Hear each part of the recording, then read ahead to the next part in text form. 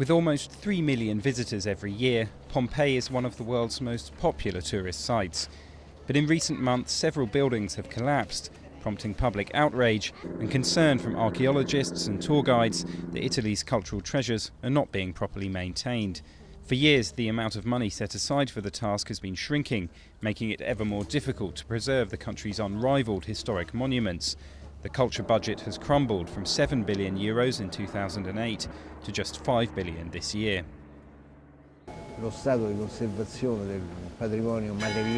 The conservation of our cultural heritage, like the Colosseum or the Domus Aurea, just to take two examples, though you could actually say from Calabria in the south to Trentino in the north, is at risk of collapse, because there has been no effort to conserve this heritage.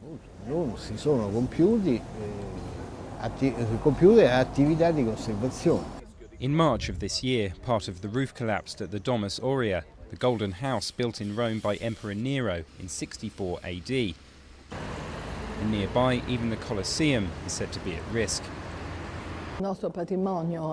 Our heritage is huge and very fragile, as we are not only talking about 16th century paintings, but also objects and monuments which are thousands of years old.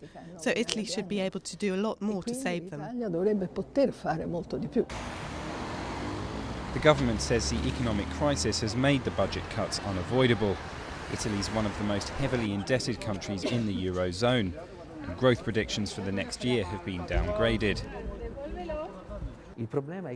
Italy has still not understood that its cultural assets should not be considered as a luxury when economic growth falters, but rather as one of the tools of economic recovery. The Colosseum may yet have more luck than Pompeii. An Italian entrepreneur has said he's ready to take charge of restoring the famous amphitheatre and increase its chances of surviving another 2,000 years.